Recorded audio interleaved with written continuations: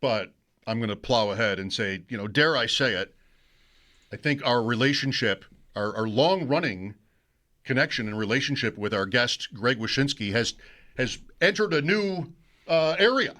The Sabres are good. I can't wait to hear if Greg's going to say it so directly. The Sabres are good. We've, of course, dreamed about, Greg, conversations with you where we could actually talk seriously about them and the playoffs. And I think now it seems like we can do that. Do you agree? I would like to kind of whittle this down a little bit. Okay. To the Sabres are in a playoff spot. Ensconced in one, in fact. And it's February. And this is probably the deepest into the season that we've spoken, where the Sabres are in a playoff seed. Now, are the Sabres good? I'm glad you asked this question, because I went a little deep into the numbers today because I knew that we would be talking about this. Great. And what I came back with kind of surprised me. If you take the time from the beginning of the season to December 8th, so the date right before their heater started, they were 8th in high danger chances per 60 minutes. Now they're 5th from the bottom. Uh-oh. They were 6th in expected goals. Now they're 20th. They were 8th in scoring chances. Now they're 18th. Now, two things have changed significantly for this team, despite the fact that under the hood, they were better analytically before the winning streak than after the winning streak. The first is that the goaltending has been insanely great, and Alex Lyon has the 4th best goals saved above expected since December 1st. And the other thing is that they are shooting the puck with more efficiency than they did before. Their shooting percentage at 5-on-5 has jumped by over 2%. And so they are scoring over a goal a game more, or almost a goal a game more, than they were at the beginning of the season. So I say all this. Are the Sabres good? I do think they're good, but more than good, I think they're lucky. And Billy Zane in Titanic once, it's better to be lucky than be good, or you make your own luck, I think he also said. And so for a franchise that's been cursed since Terry Pegula's first season as owner, let's celebrate luck. Let's be happy there's luck. Let's be happy the shooting percentage is as high as it is, and let's hope that it remains so. Billy Zane got lucky when he jumped on that lifeboat. I know that, when he took a spot. Well, you see, he made his own luck because he grabbed somebody's kid and then said, I have a child, and they let him in with the women and children. Yeah, having your shooting percentage jump by over 2% is like grabbing a child on the Titanic and getting into the lifeboat with the women and children. No. Well, this was unforeseen, Bulldog. I did not think. I thought we were safe. I thought we were safe to sort of celebrate what's happened, and we're not there yet exactly. So if we talked in November, you might have had good news for us. Good things are coming, you might have said back in November. No one saw this coming. But it is an interesting time. Look, they're an extremely fun team to watch. It reminds me of when Lindy had his good season in Jersey and the way that team played with such tenacity and offensive explosiveness. Like it was super fun to watch, and they are fun to watch right now. And obviously winning is a huge part of that, and winning as many games in a row as they do is part of that. But the best news for the Sabres isn't statistic. It's how the East is playing out. Like if we are to believe, and the probabilities tell us that this is the case, that the Toronto Maple Leafs and the Florida Panthers are going to miss the playoffs. And those are the two teams that have been owning two of the top three seeds in the division for the better part of the last 5 or 6 years. Mm-hmm. Then the door is wide open for Buffalo to get into the playoffs this year, just by virtue of the fact of who's up and who's down in the division. Yeah, and there's some separation, even if you go into Columbus or whoever else on the other side. There's a little bit of a gap there. Maybe it's not time yet to settle for that or to lean on that, but there is some space. Yeah, they're 6 points clear of the nearest wild card that's not in a spot. That's Washington right now, is where they are. Greg, have you ever experienced in your how hard do I want to go here? Long and storied, highly decorated, critically acclaimed career. A team that fired a GM when the Sabres fired Kevin Adams that then got hot. We've all seen the coaching change heater that a team can get on. St. Louis did it back in 19, at the new year and went and won the cup. So we've seen the coaching, but the GM, like everyone who around town eventually will get around to like, what do you think happened? And I'm like, don't underestimate how dead inside everyone in the organization felt with Adams at the helm. I just think that is a huge factor. I can't prove it because, guys aren't going to pull me aside at a bar and tell me. But, man, I just think their reputation organizationally, I think guys on other teams were laughing at them. And that stopped. And, the winning has a lot to do with it. But I think they needed the breath of fresh air and then some that came with Adams being shown the door, because this is the team he built. Like, Jarmo has not really done anything fingerprint-wise yet. The kid line has had a moment or two, and like that was relatively fresh and wasn't something that was here. I mean, Adams drafted those players, but they weren't in the lineup regularly, like Osland and Helenius. Anyway, do you agree, like, the GM is, like, that was a huge factor, and is it unprecedented? First off, I appreciate you talking about my critical acclaim. I was once named the 100th most powerful and influential person in hockey by the Hockey News on their list of 100 people, which meant it was kind of like when Carrot Top would make the top 100 in Entertainment Weekly. Like, they just needed some joke pick, and I was number 100 one year. They got to suck you in, though, to that list with somebody right up front that's going to do it. 100. That's right. I know that guy. A real shocker. Yeah. That's right. Exactly. It's first of all, it may be the new trend in the NHL because, like, Barry Trotz yesterday says he's stepping down as national GM at the end of the season, and then they just like rally with 6 goals against St. Louis. Right. So it's like maybe this is the way teams should go. They've been firing the wrong guy all these years. They've been firing coaches. They should be firing the GM. I don't know if it's coincidence. I don't know if it's a notion that maybe there's now somebody in place that's going to, bring in reinforcements in a more aggressive way than Kevin was able to, or just like the confidence perspective changes when Kevin's no longer in that job. I don't know what it is. And I also wonder ultimately if Jarmo's been part of this organization and has been an advisor for a little bit now, like how long before people start assigning him with credit for some of the moves that Adams made? I don't know. I'm sure it'll happen. Right. I don't know if it's valid or not, but I'm sure it'll happen. But like at the end of the day, I mean, you got to give it up for whoever built this roster because it's good. I mean, top 2 defensive pairings, good. A lot of the moves that were made. I mean, the return on the Peterka trade. Norris when he's healthy, like good. I mean, Alex Lyon, great. They're like there's a lot of things that have happened for this team from a transactional point of view. That have certainly led to this moment where it looks like they're going to be a playoff team. And I think the lion's share of that credit, until proven otherwise, goes to Kevin Adams. Even re-signing Zucker. Like, signing him last year was sort of like, oh, is this this guy going to play out the string here? But he was very helpful for them last year in another non-playoff year. And he's been injured a bit, but he scored the game winner last night in the third period on the power play. Like, he's been good for them. So that even that move is, something that Adams should get credit for, I think. Sure, and I think there is a certain. I don't know whether it was just like paralysis or what, but I mean the moves he didn't make as GM have kind of come back to help this team. I mean, not trading Zucker when his value was probably fairly high as a rental, for example, and some of the other guys that Bo and Byram, I think they really wanted to move at the deadline and maybe even in the summer last year and couldn't find the right trade and didn't. And he's a part of that top 4 that is like, if they have a superpower, that's it. I think those top 4. Well, I think, I think a lot of this is happy accidents just because of their inability to move some of these guys, but or find the right deal that they were comfortable with. But again, like it's all in the stew. It's all these ingredients come together to produce what we're seeing now, and what we're seeing now is clearly their best shot at making the playoffs in well over a decade.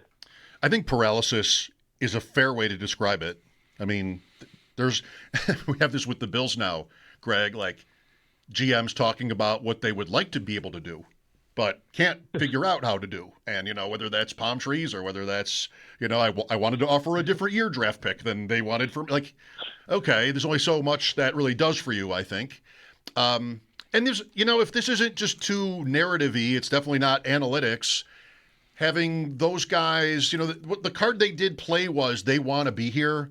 That's easily Zucker. That's, not moving on Byram or Samuelson, right? He was in the crosshairs last year.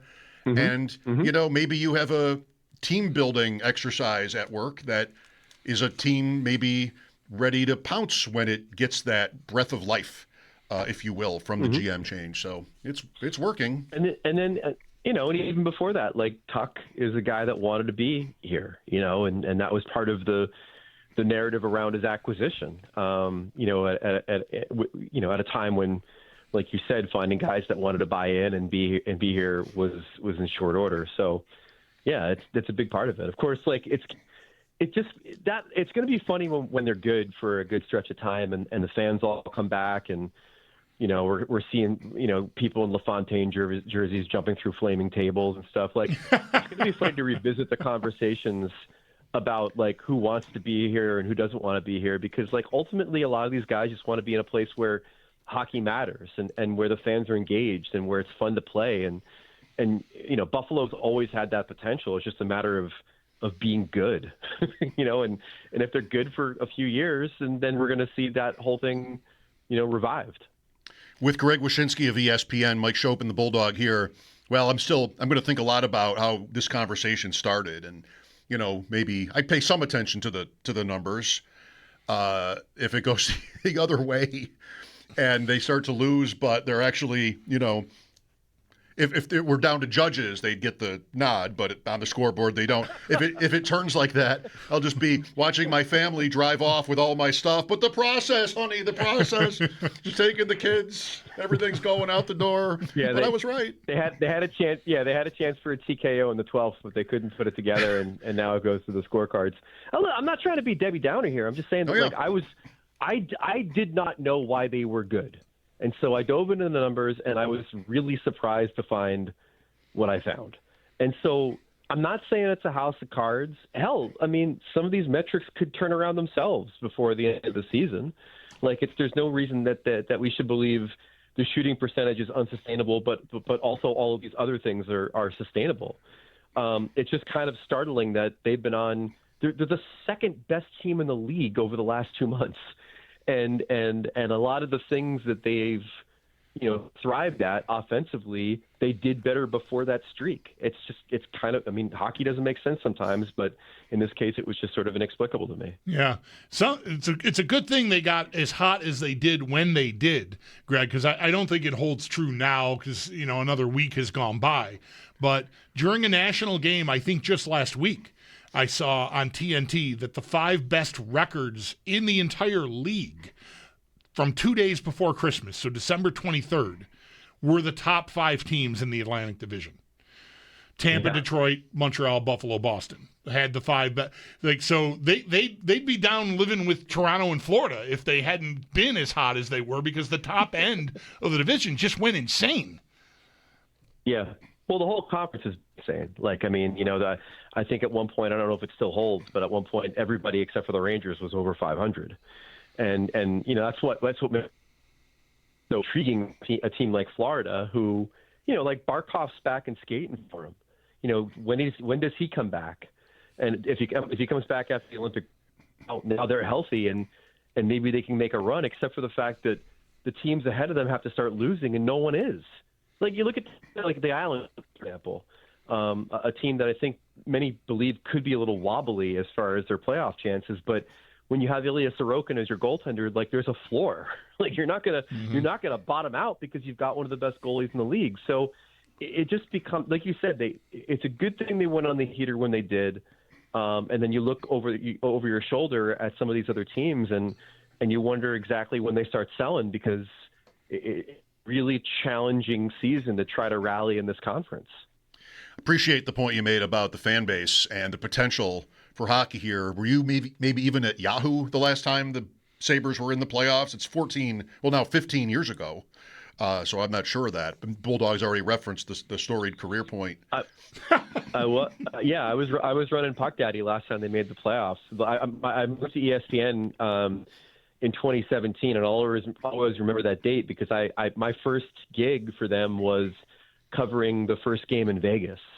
So that's how I remember my timeline at ESPN. But yeah, I was at Yahoo from 2008 through 2017. So yeah, I've covered a few postseasons, including, at other publications at the time where if it weren't for a few unfortunate injury losses on defense in 2006, they probably would have a cup by now. Yeah, that's right. The Sabres are in Tampa tonight. They've not played Tampa yet. That's one thing the Bulldogs stat about the records. These teams need to start playing each other more often to fix that. Buffalo at Tampa still have 4 meetings left with the Lightning starting in this game tonight. Are you on the air tonight, Greg? I am not. I was actually down at the Stadium Series on Monday, or on Sunday rather, so I just traveled back. Okay. And let me tell you something right now. Like, as you guys know, it's been freezing in the Northeast for the better part of 2 months, and I was really looking forward to this trip down to Florida. And it was like walking into a sauna and it was 30 degrees instead. Like, I was fully prepared to have my body, feel good for a couple of days, and it wound up being like the coldest it's been in Tampa in like 100 years for this outdoor game. I felt really cheated. I bet. Yeah, I watched a lot of that game, Greg, and it was referenced numerous times in the run-up to the game and then during the game that they had to take some sort of precaution to heat the ice because it got too cold. It got too cold in Tampa. Right. It was the morning of the Stadium Series game at 3:00 in the morning. There were snowflakes in Tampa. Like, that's not why you're going to Tampa in February, ladies and gentlemen. But the game itself was fun. It was probably one of the more fun outdoor games we've experienced with the goalie fight and all that other stuff. Tampa's a really interesting team. I mean, the Sabres are catching a break tonight because they're going to be missing Sorelli, Point, and Nick Paul from their lineup. So it's a very diminished Lightning team. Plus, they're coming off the emotions of the Stadium Series game. But when they're at full strength, they're a real good team. They're real deep. They've fixed a lot of the depth problems that they've had since they won those back-to-back cups, and they probably have even more room for improvement at the trade deadline. So they're legit. And they did get Hedman back in that Stadium Series game. They got Hedman back, and Kucherov is our next NHL Awards watch runs, I think, Thursday on ESPN. And I would not be surprised if Kucherov is in the top 3 and maybe even on top of the MVP race right now. He's been playing out of his mind for them for the last 2 months. Bulldog and I share on a Lindy Ruff Jack Adams Award bet, and he is now the favorite. Oh. We were in at 7-1, and he's now the favorite as of today. But it just always made sense when I was brought into the group on this idea. Like, win in Buffalo, right? Nobody can remember that. It's got to be a coaching job. There's not so many big names. I mean, there's so many reasons why he seems like he'd be sort of a perfect Coach of the Year winner if the season continues this way. In true Jack Adams tradition, the guy whose team is built on a foundation of insanely great goaltending wins the Jack Adams, and the guy who leads his team to like 130 points in Colorado doesn't win the Jack Adams because they were supposed to be great anyways. Right, yeah. Jack Adams, the PDO award, best shooting percentage and save percentage combined is. And those coaches who win that award don't always last in those jobs for too long either. But we'll take the win if we get it. Too. I mean, there is a bit of an SI curse going on, I think, with the Jack Adams Award if you look back at who's won it recently. Greg, we got only a couple of minutes here, barely, and a little while until the trade deadline. Panarin seems like the big name being talked about right now. Is it all but a certainty that he will be traded, and what do you think that might look like? Well, it better be in the next couple days, because or else the NHLPA might get involved as far as keeping a guy out of the lineup for a couple months or whatever it's been.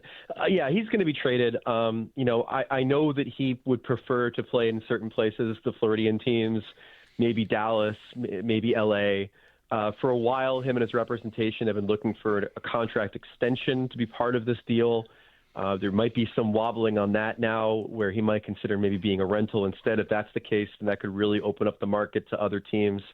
He's a special player. And the one team I've kept my eye on in this, and it's pertinent to Buffalo fans, is Carolina. Carolina is a team that has been big game hunting, whether it was Gensel or Rantanen.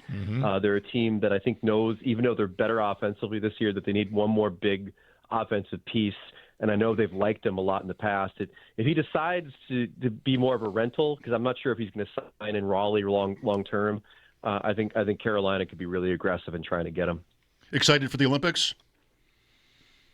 Nervously. Like I'm an American who right now is obsessed with the idea of us losing 2-1 in the third period to Slovakia or Finland, and the pressure of not only trying to win the first gold since 1980, but also the pressure of not embarrassing ourselves before we play Canada. It's like too much for our guys to handle and we lose. Like that's my fear right now. But hopefully I'm wrong, because this team is loaded. This team should definitely win gold. And I think if they're at full capacity and healthy, they could beat Canada. But, I mean, there's just a lot of pressure. It's a long road to get there, and I'm a little bit nervous right now. Reasonable. Greg, always a great pleasure to have you on. Thank you. My pleasure. Greg Wyshynski of ESPN. ESPN Plus has tonight's game, Sabres and Lightning, pregame in just over an hour.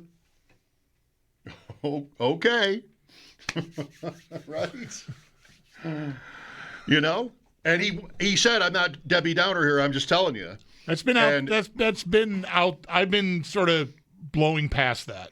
Well, it's been written a few different places I've seen. Like the shooting percentage and the save percentage are both peaking. Yeah. Right now. 803-0550 for your thoughts. We talked a little bit about the Bills at wide receiver today. If you missed that, check it out on the Odyssey app, whether that's today's show or any show go to we've ever done. Any show from history. Ever. Right. Lines are open. Mike Schopp and The Bulldog.